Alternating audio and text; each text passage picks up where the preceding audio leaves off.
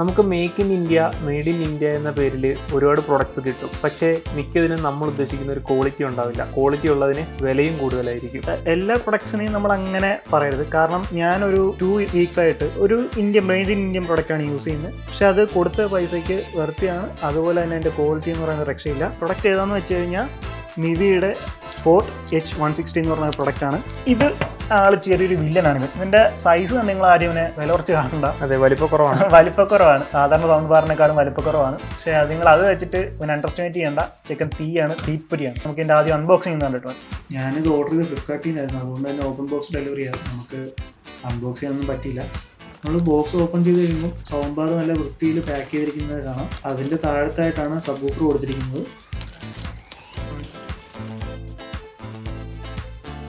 പിന്നെ 2 ബോക്സ് ഉണ്ടായിരുന്നു, 2 carton box ഉണ്ടായിരുന്നു. അതിലൊരു കാർട്ടൺ ബോക്സ് എംറ്റി, ഒരു കാർട്ടൺ ബോക്സിൽ ചാർജറും റിമോട്ടും ഓക്സിലറി കേബിളും പിന്നെ ഇതിൻ്റെ വാറണ്ടി കാർഡ്സ് ഉണ്ടായിരുന്നു. വളരെ മിനിമൽ ആയിട്ടുള്ളൊരു അൺബോക്സിങ് എക്സ്പീരിയൻസ് തന്നെ. ചെറിയ 2 ബോക്സ്, പിന്നെ ഇത് ഡാമേജ് വരാതിരിക്കാനുള്ള കുറച്ച് കാർട്ടൺസും കൂടെ അവർ ആഡ് ചെയ്തിട്ടുണ്ട്. ഇത്രേ ഉള്ളൂ. അപ്പോൾ ഇതിൻ്റെ കോൺഫിഗറേഷൻ നോക്കുകയാണെങ്കിൽ 2.1 ചാനലാണ് സപ്പോർട്ട് ചെയ്യുന്നത്. 2.1 ചാനൽ എന്ന് പറയുമ്പോൾ അറിയാത്തവർക്ക് വേണ്ടി ഞാൻ പറഞ്ഞില്ല. ഇവിടെ 2 ചെറിയ സ്പീക്കേഴ്സ് വരുന്നുണ്ട്. അതിൻ്റെ കൂടെ തന്നെ ഇതിലൊരു ട്വീറ്റർ വരുന്നുണ്ട്. അതൊരു അഡ്വാൻറ്റേജ് ആണ്. ഈ 2 സൈഡിലായിട്ട് 2 ട്വീറ്ററും കൂടെ അവർ കൊടുത്തിട്ടുണ്ട്. ഈ സൈഡിലാണ്, ഈ സൈഡിലും ഈ സൈഡിലും. അതായത് ഇവിടെ 2 ചെറിയ സ്പീക്കറും പിന്നെ ഇവിടെയായിട്ട് ട്വീറ്ററും വരുന്നുണ്ട്. അപ്പോൾ ഇത്രയും സ്ഥലം എന്തിനുള്ള? പിന്നെ തനിക്ക് 10 സ്പീക്കറും കൂടെ അതിനകത്ത് വെച്ചാലോ? സ്ഥലം കിടക്കൂല്ലേ, വെച്ചുകൂടെ? അതുകൊട്ടെ വേറൊരു സാധനം കാണിച്ചു തരാം. പിന്നെ നമുക്ക് വീട് ഉടുക്കാൻ വേണ്ടിയിട്ട് ദീപനൊരു സാധനം കൂടെ ഒരു തന്നിട്ടുണ്ട്. അങ്ങനെ ഗുണമുള്ള എന്തെങ്കിലും കാണാം. പിന്നെ ഫ്രണ്ട് സൈഡിലായിട്ട് ഇവിടെ ഒരു തുള കാണാം. പറ എയർ വെന്റ് കൊടുത്തിട്ടുണ്ട്. അതിൻ്റെ താഴത്തായിട്ട് അവരുടെ ബ്രാൻഡിങ് കൊടുത്തിട്ടുണ്ട്, നിവി എന്ന് പറഞ്ഞിട്ട്. ഇവിടെ നിവി എന്ന് പറഞ്ഞ് കൊടുത്തിട്ടുണ്ട്. ഈ സൈഡിലായിട്ടാണ് അവർ സബ് വൂഫർ കൊടുത്തിരിക്കുന്നത്. നമ്മൾ സാധാരണ സൗണ്ട് ബാറും ഒക്കെ വെച്ച് നോക്കുമ്പോൾ 2 സൈസിൽ ചെറുതാണെങ്കിലും പക്ഷെ അതിൻ്റെ പവറിൽ അവർ ആ ഒരു ചെറുപ്പം കാണിച്ചിട്ടില്ല കേട്ടോ. പവർ നല്ല രീതിയിൽ തന്നെ പവറുണ്ട്.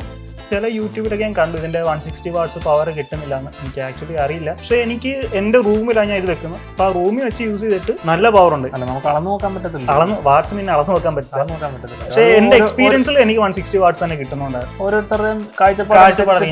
ചിലർ 160 കുറവാന്ന് പറയും, ചിലർ കൂടുതലാന്ന് പറയും. ഒരു 160 ആണെങ്കിലും എനിക്ക് ഫുൾ ക്വാളിറ്റി വെക്കാൻ പറ്റത്തില്ല, റൂമിൽ പറ്റത്തില്ല. കാരണം എന്ന് പറഞ്ഞു കഴിഞ്ഞാൽ ഫുൾ ക്വാളിറ്റി വെക്കുമ്പം ഇതിൻ്റെ ഇടിപ്പ് കാരണം താഴേന്ന് വിളി വരും. മേങ്കോട്ട് താഴേന്ന് വെളിയിരുന്ന കാരണം ഞാനതൊരു ഫുൾ സൗണ്ട് വെച്ച് എൻ്റെ റൂമിൽ യൂസ് ചെയ്തിട്ടില്ല.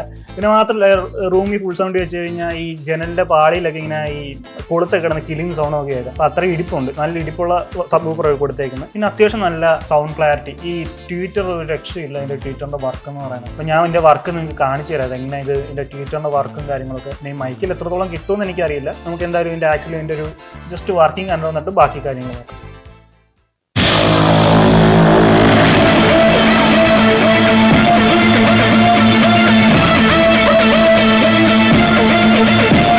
ആക്ച്വലി ഞാനിതിപ്പോൾ വെച്ചിരിക്കുന്നത് 63-ലാണ്. എനിക്ക് ഫുൾ ക്വാളിറ്റി വെക്കാൻ പറ്റില്ല. ഫുൾ ക്വാളിറ്റി വെച്ച് കഴിഞ്ഞാൽ അപ്പുറത്ത് ചേട്ടനും നന്നായിട്ടുണ്ടായിരുന്നു, ചീത്ത വിളിക്കും. അതിൻ്റെ ഫുൾ പൊട്ടൻഷ്യൽ ഞാൻ വെച്ചിട്ടില്ല. കണക്ട് ചെയ്തിരിക്കുന്നത് ബ്ലൂടൂത്ത് വഴിയാണ് കണക്ട് ചെയ്തിരിക്കുന്നത്.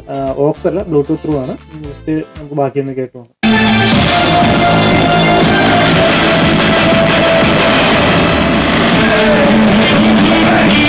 ഓക്കെ, നമുക്ക് ഇനി ഇതിൻ്റെ മോഡ്സ് നോക്കാം. Music mode, news mode, movie mode, 3D ഇങ്ങനെ ഒരു 4 പ്രീസെറ്റ്സ് ഇവർ ഓൾറെഡി കൊടുത്തിട്ടുണ്ട്. അപ്പം ഇതിൽ നമുക്ക് ആദ്യം ഫസ്റ്റ് ഒന്ന് മ്യൂസിക്കിലൊന്ന് പ്ലേ ചെയ്ത് നോക്കാം. Music mode.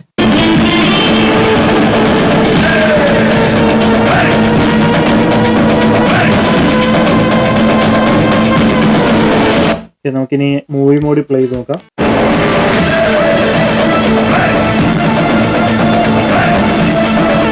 ഇനി നമുക്കുള്ളത് ന്യൂസ് മോഡാണ്.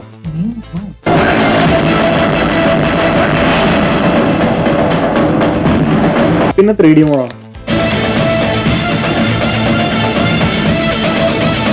ഓക്കെ. ഇതിന്റെ 4 മോഡ് ഇപ്പൊ നമ്മൾ നോക്കി. എനിക്ക് ഇതിനകത്ത് വ്യത്യാസം തോന്നി മൂവി മോഡ് ആകുമ്പോൾ അതിനകത്ത് കുറച്ചുകൂടെ ബേസ് നമുക്ക് കുറച്ചുകൂടെ നല്ലപോലെ എഫക്ട് ചെയ്യുന്നുണ്ട്. അതുപോലെ മൂവി മോഡിലോട്ട് വരുമ്പോൾ ട്രബിൾ അതിന്റെ ആ ഡയലോഗ്സ് ഒക്കെ കുറച്ചുകൂടെ ഒന്ന് ക്രിസ്പ് ആൻഡ് ക്ലിയർ ആയിട്ട് കേൾക്കാൻ വേണ്ടിയിട്ട് അവരെ ബേസ് കുറച്ചിട്ടുണ്ട്. ന്യൂസ് മോഡിൽ അതുപോലെ തന്നെയാണ്, ബേസ് നല്ല മൂവി മോഡിനേക്കാളും കുറച്ചുകൂടെ കുറവാണ് ന്യൂസ് മോഡിൽ വരുന്നത്. ബട്ട് ഓവറോൾ നമുക്ക് ആ ബേസ് തീരെ ഇല്ലായ്മയല്ല, ബേസ് എക്സ്പീരിയൻസ് ചെയ്യാൻ വേണ്ടി പറ്റും. പക്ഷേ മ്യൂസിക് മോഡിനെ വെച്ചിട്ട് കമ്പയർ ചെയ്യുമ്പോൾ രണ്ടും മൂവി മോഡിലും ന്യൂസ് മോഡിലും കുറവാണ്. പിന്നെ 3D എന്ന് പറയുന്നത് നമുക്കൊരു സ്പേഷ്യൽ സറൗണ്ട് ഒരു സെറ്റപ്പാണ് തോന്നി. അത്ര വലിയ എഫക്റ്റ് ആയിട്ട് എനിക്ക് തോന്നിയില്ല. കുറച്ച് ബാക്കിൽ നിന്ന് ഈ വോയിസ് പ്ലേ ആയിട്ട് ബേസ് ഫ്രണ്ടിൽ നിന്ന് ബാക്കിൽ നിന്ന് കുറച്ച് നമ്മുടെ ഈ വോയിസ് പ്ലേ ആകുന്ന പോലെയാണ് തോന്നിയത്. പിന്നെ ഞാൻ എന്റെ സബ് വൂഫർ വെച്ചിരിക്കുന്നത് താഴത്താണ്. നമുക്ക് താഴെ അതായത് നിലത്താണ് വെച്ചിരിക്കുന്നത്. അപ്പൊ നിലത്തിരുന്നാല് നമുക്ക് അതിന്റെ ആ ഒരു ഇടിപ്പ് നമുക്ക് ഫീൽ ചെയ്യുള്ളൂ. അതായത് നമ്മൾ ആ റൂമൊക്കെ കുലുങ്ങുന്ന ഒരു ഫീൽ ഉണ്ടല്ലോ, അത് ഫീൽ ചെയ്യണമെങ്കിൽ വൂഫർ താഴെ തന്നെ വെച്ചാൽ നമുക്ക് ഒരു ഇത് കിട്ടുള്ളൂ. ഡെസ്കിലൊക്കെ വെച്ച് കഴിഞ്ഞാൽ ആ ഡെസ്കിൽ ഒരു ഇടിപ്പും കാര്യങ്ങളൊക്കെ കിട്ടും. പക്ഷേ നിലത്ത് വെക്കുകയാണെങ്കിൽ പ്ലെയിൻ ആയിട്ട് നമുക്ക് ആ ഒരു ഇടിപ്പ് നമുക്ക് ഫീൽ ചെയ്യാം. അപ്പൊ നിങ്ങൾ എത്രത്തോളം നിങ്ങൾക്ക് അത്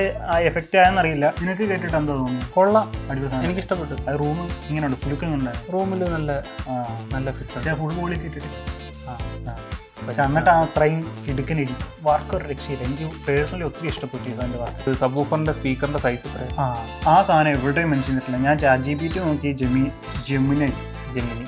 ജെമിനി കമ്പനിയുടെ സൈറ്റിൽ നോക്കിയാടോ, കമ്പനി സൈറ്റ് നോക്കിയോ? അതിനകത്തും ഇല്ലേ? ഇത് ഏകദേശം വേണമെങ്കിൽ നമുക്ക് മറ്റേ മെഷർമെന്റ് ടേപ്പ് വേണമെങ്കിൽ എടുത്ത് ചളന്ന് നോക്കാം. അത്രയ്ക്കൊന്നും വേണ്ട. ഇവിടെ ഏകദേശം എന്റെ വാവട്ടോ എന്ന് പറയുന്നത് 12 സെന്റിമീറ്റർ. ഏകദേശം കറക്റ്റ് അറിയത്തില്ല, കാരണം കമ്പനി പോലും പറയുന്നില്ല എത്രയാണെന്ന്. അപ്പൊ പിന്നെ നമ്മൾ പറയുന്നത് ടേപ്പില്ല. അതെ, അളക്കാനുള്ള ടേപ്പ് ഓറയിലില്ല, അതുകൊണ്ട് അവർ അളന്നിട്ടുമില്ല. അപ്പൊ നമുക്ക് ഇതിന്റെ കണക്ടിവിറ്റി വരുന്നത് ബ്ലൂടൂത്ത് 5.1 ആണ്. ഏകദേശം ഒരു 15 മീറ്റർ ദൂരെ വരെയൊക്കെ നമുക്ക് കണക്ഷൻ പോവാതെ ഉപയോഗിക്കാം. അതായത് നിങ്ങളിപ്പോ ഫോണിൽ കണക്ട് ചെയ്തിട്ട് ഇത് അടുത്ത റൂമിലോട്ടോ അല്ലാന്നുണ്ടെങ്കിൽ താഴത്തെ വേറെ ഫസ്റ്റ് ഫ്ലോറിലാണ് വെച്ചേക്കുന്നത് താഴത്തോട്ടൊക്കെ വന്നാലും ഇങ്ങനെ വളരെ കട്ടാവില്ല, അത് നല്ലതാണ്. അപ്പൊ നമുക്ക് ഇതിന്റെ വയേർഡ് കണക്ടിവിറ്റി നോക്കുകയാണെന്നുണ്ടെങ്കിൽ നമുക്കിതിൽ ഫസ്റ്റ് ഉള്ള സ്ലോട്ട് എന്ന് പറയുന്നത് നമ്മുടെ DC ഇൻപുട്ട് കൊടുക്കാനുള്ളതാണ്. ഇത് 24 വോൾട്ടിന്റെ DC ഇൻപുട്ടാണ് ഇതിൽ കൊടുക്കുന്നത്. നമുക്ക് 24 വോൾട്ടിന്റെ ഒരു അഡാപ്റ്റർ ഇതിന്റെ കൂടെ കിട്ടിയിട്ടുണ്ട്. പിന്നെ നമുക്ക് ഇതിലുള്ളത് SW ഔട്ട്പുട്ട് ആണ്, അതായത് നമ്മുടെ സബ് വൂഫറിലേക്കുള്ള SW ഔട്ട്പുട്ട് സബ് വൂഫറിലേക്കുള്ള കണക്ഷൻ. പിന്നെ ഇൻപുട്ട് ആണ് ബാക്കിയുള്ളതെല്ലാം. ഓക്സ് ഉണ്ട്. ഓക്സ് അത്യാവശ്യം നമ്മൾ ഇതിന്റെ കൂടെ കിട്ടുന്ന ഒരു കേബിൾ ഉണ്ട്, അത്യാവശ്യം നല്ലൊരു കേബിളാണ്. വേറെ വാങ്ങിക്കണം. ഇതിന്റെ കൂടെ കിട്ടിയ കേബിൾ ബോക്സിലൊരു 1.5 മീറ്റർ ലെങ്ത് ഉള്ള ഒരു ബോക്സ് കേബിൾ കിട്ടുന്നുണ്ട്. അത്യാവശ്യം ക്വാളിറ്റി ഉള്ള കേബിൾ തന്നെ. നിങ്ങൾക്ക് വേണമെന്നുണ്ടെങ്കിൽ കുറച്ചുകൂടെ ക്വാളിറ്റി ഉള്ള നല്ല കേബിൾ വാങ്ങിക്കാം. ഇതിന്റെ ബ്ലൂടൂത്ത് കണക്ടിവിറ്റി പറഞ്ഞപ്പോഴാണ് ഞാൻ പറയാൻ പറ്റുന്നത്. ഇതിൽ മൾട്ടി കണക്ടിവിറ്റി സപ്പോർട്ട് ചെയ്യുന്നത്, അതായത് നിങ്ങൾക്ക് അറ്റ് എ ടൈം 2 ഡിവൈസിൽ കണക്ട് ചെയ്യാൻ പറ്റും. അപ്പം നിങ്ങളിപ്പോൾ ഒരു ഡിവൈസിൽ പ്ലേ ചെയ്തുകൊണ്ടിരിക്കുകയാണെങ്കിൽ ആ ഡിവൈസ് സൗണ്ട് കയറി വരും. അത് കഴിഞ്ഞ് അത് പോസ് ചെയ്തിട്ട് മറ്റേ ഡിവൈസ് പ്ലേ ചെയ്യുകയാണെങ്കിൽ അതിൻ്റെ സൗണ്ട് ഓട്ടോമാറ്റിക്കലി തന്നെ കയറി വന്നു. അപ്പം അതൊരു വളരെ എനിക്ക് ഭയങ്കര യൂസ്ഫുൾ ആയിട്ടൊരു ഫീച്ചർ തോന്നിയിരുന്നു. പിന്നെ ഇതിനകത്ത് കൊടുത്തേക്കുന്ന HDMI ആർക്ക് ഉണ്ട്. അത് നമുക്ക് ഏറ്റവും യൂസ്ഫുൾ ആയിട്ടുള്ള സാധനം HDMI ആർക്ക് ആയിരിക്കും. കാരണം HDMI ആർക്കിൽ ക്വാളിറ്റി ഒരു തുള്ളി പോലും പറയത്തില്ല, നല്ല അടിപൊളി ക്വാളിറ്റിയാണ്. പക്ഷേ HDMI ആർക്ക് സപ്പോർട്ട് ചെയ്യുന്ന TV അല്ലാന്നുണ്ടെങ്കിൽ അത് ഡിവൈസ് നിങ്ങൾക്ക് വേണം. ഇപ്പം എനിക്ക് തോന്നുന്ന ഒരു 10-30,000 രൂപ റേഞ്ചിലുള്ള TV-യിൽ ഒരുപ്പെട്ടെല്ലാം എനിക്ക് തോന്നുന്നു HDMI ആർക്ക് കൊടുക്കാറുണ്ടെന്ന് തോന്നുന്നു. അപ്പം അങ്ങനെയുള്ള ആ TV-യിൽ സപ്പോർട്ട് ചെയ്താൽ നിങ്ങൾക്ക് ആ ക്വാളിറ്റി ബ്ലൂടൂത്ത് കണക്ട് ചെയ്യുന്നതിനേക്കാളും ബോക്സ് കണക്ട് ചെയ്യുന്നതിനേക്കാളും ക്വാളിറ്റി ഏറ്റവും ബെറ്റർ വരുന്ന HDMI ആർക്ക് കണക്ട് ചെയ്യുന്നതാണ്. അപ്പം അങ്ങനെ ആ പോർട്ട് ഉണ്ടെന്നുണ്ടെങ്കിൽ നിങ്ങൾ അതുവഴി യൂസ് ചെയ്യുന്നതായിരിക്കും ഏറ്റവും ബെറ്റർ. പിന്നെ നമുക്ക് USB ഉണ്ട്, പെൻഡ്രൈവ് കുത്തിയിട്ട് പാട്ട് കേൾക്കാനായിട്ട്. പിന്നെ കോയാക്സിയൽ ഉണ്ട്. കോയാക്സിയൽ ഒരാവശ്യമില്ലാത്ത സാധനമാണ്. എന്ത് സാധനം കോയാക്സിയൽ എന്താണെന്ന് എനിക്കും അറിയത്തില്ല. പണ്ട് എന്തോ ഉണ്ടായിരുന്ന നമ്മളെ 2K സോറി 2K അല്ലേ, 2K.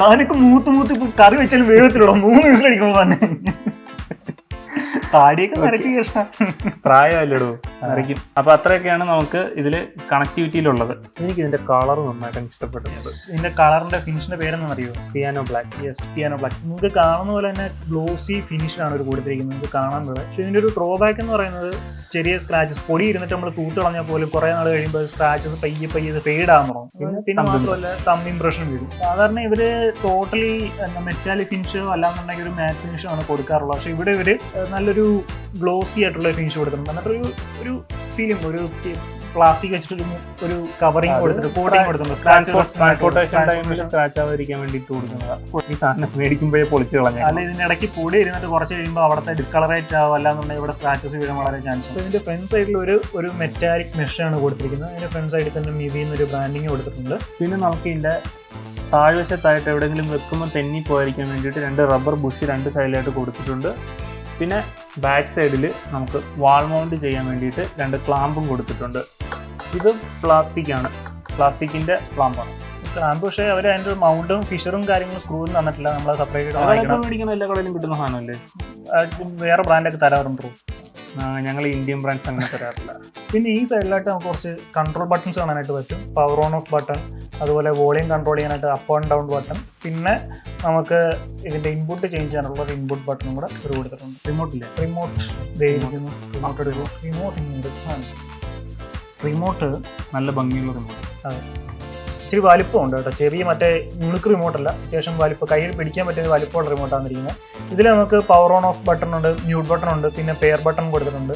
ഈ പെയർ ബട്ടൺ യൂസ് ചെയ്തിട്ട് നമുക്കിപ്പം ഒരു ഡിവൈസായിട്ട് പെയർ ആയിരിക്കുകയാണെന്നുണ്ടെങ്കിൽ ഇതിൻ്റെ ഫോണിട്ട് കണക്ട് ആയെന്ന് വെച്ചു, ഞാൻ ജസ്റ്റ് ഈ പെയർ ബട്ടൺ ഞെക്കി കഴിഞ്ഞാൽ ആ ഫോണിൽ ഡിസ്കണക്ട് ആവും. പിന്നെ ഇത് പെയർ മോഡിലോട്ട് പോകും ഓട്ടോമാറ്റിക്കലി, ഡിവൈസ് ഡിസ്കണക്ട് ചെയ്യേണ്ട ആവശ്യം വരില്ല. പിന്നെ ഒരു ഇൻപുട്ട്, നമുക്ക് നേരത്തെ പറഞ്ഞ പോലെ ഇൻപുട്ട് ചേഞ്ച് ചെയ്യാനോ? ഇൻപുട്ട് ചേഞ്ച് ചെയ്യാനായിട്ട്. അതായത് നിങ്ങൾ ഇത് ഓണായി കഴിയുമ്പോൾ ഇവിടെ ഒരു ബ്ലൂ ലൈറ്റ് കാണാനായിട്ട് പറ്റും. ഈ ബ്ലൂ ലൈറ്റ് ജസ്റ്റ് പെയറിങ് അല്ലാന്നുണ്ടെങ്കിൽ ഇങ്ങനെ മിന്നിക്കൊണ്ടിരിക്കും.